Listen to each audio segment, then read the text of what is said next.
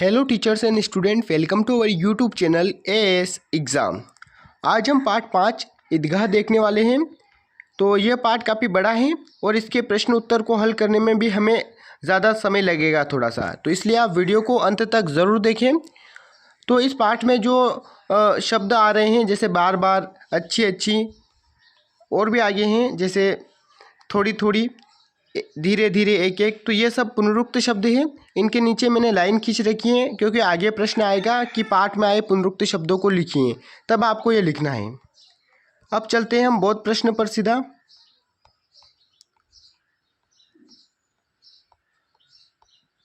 तो ये अपना बोध प्रश्न है। इसमें प्रश्न क्रमांक 1 है, निम्नांकित शब्दों के अर्थ शब्दकोश से खोजकर लिखिए।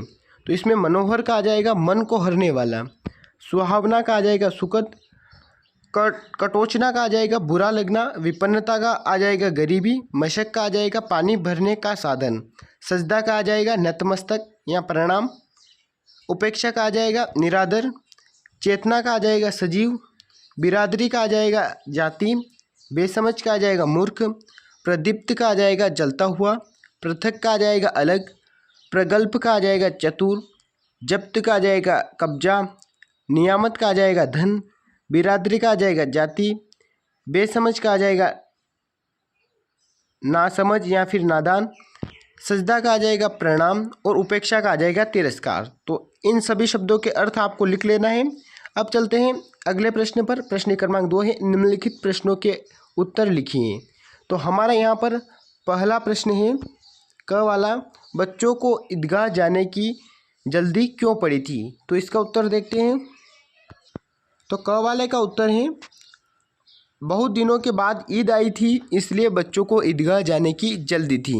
अब देखते हैं अगला प्रश्न। अब प्रश्न क्रमांक ख है, ईदगाह पर किस तरह का दृश्य था? तो इसका आंसर देखते हैं। तो यह आपके प्रश्न क्रमांक ख का उत्तर है, ईदगाह के ऊपर इमली के घने वृक्षों की छाया है, नीचे पक्का फर्श है और रोजेदार की पंक्तियाँ एक के पीछे एक न जाने कहाँ तक चली गई हैं। तो इस प्रकार का आपका ईदगाह पर दृश्य है। अब देखते हैं अगला प्रश्न। अगला प्रश्न है, मेले का वर्णन अपने शब्दों में कीजिए। प्रश्न क्रमांक ग है। इसका उत्तर देखते हैं।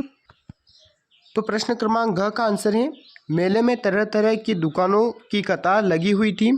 खिलौनों की दुकानें, मिठाइयों की दुकानें, बर्तनों की दुकानें एवं अन्य वस्तुओं की भी दुकानें लगी थीं। कहीं मदारी अपना खेल बता रहा था तो कहीं जादूगर अपना जादू। तो ये अपना घ वाले का आंसर है। अब देखते हैं अगला प्रश्न।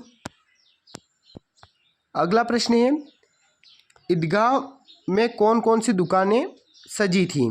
तो इसका आंसर देखते हैं।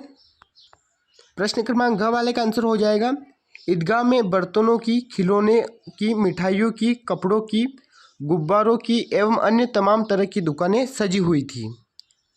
अब चलते हैं अगले प्रश्न पर। अगला प्रश्न है, नूरे का वकील कैसे सजा था? तो इसका आंसर देखते हैं। तो प्रश्न क्रमांक अण वाले यानी 5वें का आंसर है, नूरे का वकील काला चोगा, नीचे सफ़ेद अचकन, अचकन के सामने की जेब में घड़ी, सुनहरी जंजीर, एक हाथ में कानून का पोथा लिए हुए सजा था। तो यह आपके प्रश्न क्रमांक 5 वाले का आंसर हो जाएगा, अर्ण वाले का आंसर। अब प्रश्न है, हामिद ने ईद के मेले से चिमटा ही क्यों खरीदा? प्रश्न क्रमांक च का उत्तर देखते हैं। प्रश्न क्रमांक च का उत्तर है, हामिद को ख्याल आया दादी के पास चिमटा नहीं है, तवे से रोटियां उतारती हैं तो हाथ जल जाता है, अगर वह चिमटा ले जाकर दादी को दे दें तो वह कितना प्रसन्न होगी, इसलिए हामिद ने मेले से चिमटा ही खरीदा। तो यह आपके प्रश्न का उत्तर हो जाएगा। अब अगला प्रश्न देखते हैं। अगला प्रश्न है प्रश्न क्रमांक 6 यानी 7, हामिद के चिमटे को देखकर दादी नाराज क्यों हुई? क्या दादी की नाराजगी वास्तविक थी? तो इसका आंसर देखते हैं। इसका उत्तर है, हामिद के चिमटे को देखकर दादी इसलिए नाराज हो गई थी क्योंकि उसने दोपहर तक कुछ खाया न पिया, उन पैसों से वह चिमटा खरीद लाया। दादी की नाराजगी वास्तविक तो अभी हमने इन सभी प्रश्नों को देख लिया है। अब चलते हैं आगे। अब हमारा अगला प्रश्न है प्रश्न क्रमांक 3। किसने कौन सा खिलौना खरीदा, सही जोड़ियाँ मिलाइए तथा खिलौने का एक एक वाक्य लिखिए। तो यहाँ पर आप देख सकते हैं मोहसिन ने खिलौना खरीदा है। अगले वाले पेज पर बिस्ती किसने खरीदा है, तो मोहसिन ने। मोहम्मद ने खरीदा है। पिछले वाले पेज पर जो सिपाही था वह, तो मोहम्मद ने सिपाही खरीदा है। हामिद ने चिमटा खरीदा है और नूरे ने वकील खरीदा है। तो इस प्रकार से आप सही जोड़ी मिला सकते हैं। और मैंने यहाँ पर जो सही है उनकी जगह डायरेक्ट वह लिख दिया है, जैसे मोहम्मद ने बिस्ती खरीदी, मोहम्मद ने सिपाही, हामिद ने चिमटा, नूरे ने वकील। तो इस प्रकार आप सही जोड़ी मिला लें इन्हें देखकर। अब इन पर एक एक वाक्य बनाना है। तो आप ऐसे बनाइए, मोहसिन ने बिस्ती खरीदी, मोहम्मद ने सिपाही खरीदा, हामिद ने चिमटा खरीदा, नूरे ने वकील खरीदा। इस प्रकार से आप एक एक वाक्य इन पर बना सकते हैं। अब देखते हैं अगला प्रश्न। अगला प्रश्न इसमें रिक्त स्थानों की पूर्ति कीजिए। तो क वाले रिक्त स्थान में जो पहला ही रिक्त स्थान है उसमें आ जाएगा रमजान। रमजान के पूरे 30 रोज़ों के बाद ईद आई। अगला है लाखों सिर एक साथ। रिक्त स्थान में आपको भरना है सजदा, सजदा में झुक जाते हैं। ग वाला रिक्त स्थान है मानो। रिक्त स्थान में आपको भरना है भ्रातृत्व। भ्रातृत्व का एक सूत्र इन समस्त आत्माओं को एक साथ एक लड़ी में पिरोए हुए हैं। तो इस प्रकार सभी रिक्त स्थान आप लिख लें। अब आते हैं अपने भाषा अध्ययन के प्रश्न। तो भाषा अध्ययन में पहला प्रश्न है दिए गए शब्दों के हिंदी समानार्थी शब्द चुनकर लिखिए। तो इसमें रोजा का हो जाएगा उपहास, सलामत का हो जाएगा कुशल, निगाह का हो जाएगा दृष्टि, मिजाज का हो जाएगा स्वभाव, तकदीर का हो जाएगा भाग्य, खबर का हो जाएगा समाचार, जहान का हो जाएगा संसार, अजीब का हो जाएगा विचित्र। तो इस प्रकार इनके आप हिंदी समानार्थी शब्द वीडियो में देखकर लिख लें। अब चलते हैं प्रश्न क्रमांक 2 पे। निम्नलिखित मुहावरों का वाक्य में प्रयोग कीजिए। तो मुहावरा है अपना मुंह चुराना, इसका अर्थ है नज़र से बचना। दूसरा है उल्लू बनाना यानी मूर्ख बनाना, बाल बाका न होना, नुकसान न पहुँचना, सिरलोक सिधारना, मृत्यु होना, गदगद होना और प्रसन्न होना। अब इन सब के वाक्यों के प्रयोग इतने कम जगह में नहीं आएंगे, इसलिए मैंने अलग से लिखे हैं। तो चलिए वहाँ देखते हैं। तो यहाँ पर अपना पहला मुहावरा है मुंह चुराना यानी नज़र से बचना। इसका प्रयोग हो जाएगा मानस ने जब से अपने दोस्त से पैसा लिया है वह उससे मुंह चुराता घूम रहा है। अगला है उल्लू बनाना यानी मूर्ख बनाना। इसका प्रयोग हो जाएगा सोहन लोगों को उल्लू बनाने में माहिर है। अब है बाल बाका न होना। इसका प्रयोग हो जाए अर्थ हो जाएगा नुकसान न होना। इसका वाक्य में प्रयोग हो जाएगा जिसकी सहायता भगवान करता है उसका कोई बाल बाका नहीं कर सकता।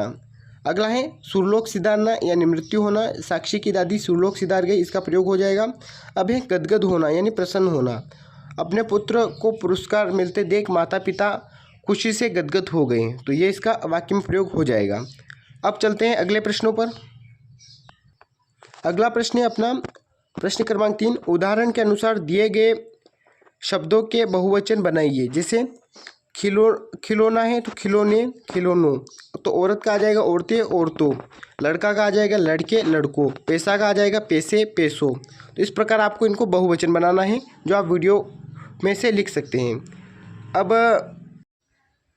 अब अपना प्रश्न क्रमांक 4 है इस पाठ में से अर्थ के आधार पर विभिन्न प्रकार के वाक्य छांट कर लिखिए।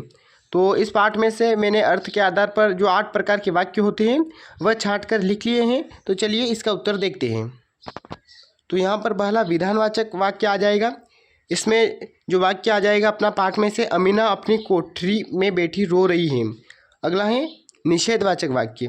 तो निषेधवाचक वाक्य में इस पाठ में से आ जाएगा लड़कों के लिए यहाँ कोई आकर्षण न था। अब है अगला प्रश्नवाचक वाक्य। तो प्रश्नवाचक वाक्य में आ जाएगा यहाँ पर इतनी मिठाइयाँ कौन खाता है, यह चिमटा कहाँ था। तो ये आपका प्रश्नवाचक वाक्य में आ जाएगा पाठ में से विस्मयादि बोधक। तो विस्मयादि बोधक में आपका पाठ में से ये वाक्य आ जाएगा यह कैसा बेसमझ लड़का है। अगला है आज्ञावाचक वाक्य। तो आज्ञावाचक वाक्य में ये आ जाएगा पाठ में से मेरा यह काम करो।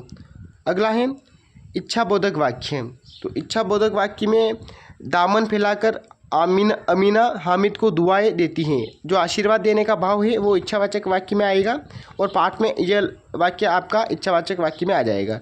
अगला है संदेह बोधक वाक्य। तो संदेह बोधक वाक्य में यह आ जाएगा, उस भीड़ भाड़ में बच्चा कहीं खो जाए तो क्या होगा। तो यह आपका संदेहवाचक वाक्य में होगा। अब है संकेतवाचक वाक्य।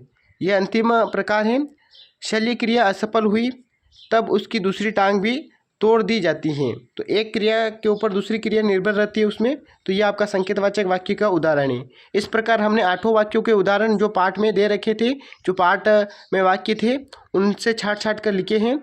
तो ये हमने यहाँ पर कंप्लीट किया। अब देखते हैं अगला प्रश्न। तो अगला प्रश्न देखते हैं। यहाँ पर प्रश्न क्रमांक 5 है, इस पाठ में से विशेषण और विशेष शब्द चुनकर उदाहरण के अनुसार तालिका में लिखिए। तो यहाँ पर देख सकते हैं वाक्य लिखा हमने लाल पगड़ी। तो लाल पगड़ी में विशेषण क्या है, लाल, और विशेष क्या है, पगड़ी। इस प्रकार सुनहरी जंजीर, तो सुनहरी जंजीर में विशेषण क्या है, सुनहरी, और विशेष क्या है, जंजीर। तो आप इस प्रकार इस तालिका को भर सकते हैं। अब आपका प्रश्न 2 आ रहा है इसमें। इस पाठ का ये अंतिम प्रश्न है। वीडियो पसंद आ रहा हो और इसमें बहुत सारी मेहनत भी लगी है, तो हमें सपोर्ट करने के लिए आप लाइक ज़रूर करें और अगले पार्ट की नोटिफिकेशन प्राप्त करने के लिए अपने यूट्यूब चैनल को सब्सक्राइब भी ज़रूर करें। तो हमारा प्रश्न, इस पार्ट में कई पुनरुक्त शब्द प्रयोग में आए हैं, उनकी सूची बनाइए। तो उनकी सूची मैंने बना दी है। जैसा आपको सबसे पहले लिखना है पुनरुक्त शब्द, और इसके बाद आपको ऐसी सूची बनानी है जैसा कि मैंने पहले ही पार्ट में से बना दी हैं। जैसे बार बार, अच्छी अच्छी, थोड़ी थोड़ी, धीरे धीरे, एक एक, तरह तरह, चूर चूर, ठीक ठीक, बड़ी बड़ी। तो ये सब आपके पुनरुक्त शब्द हैं जो पाठ में आए हैं। तो इस प्रकार हमने पाठ के सभी प्रश्नों को पूरा किया। अब जो पाठ की सबसे अच्छी लाइन होती है अंत में, उसको पढ़ते हैं। तो ये रही अपनी वो लाइन, विनय और श्रद्धा के सामने तर्क प्रस्तुत नहीं किए जा सकते।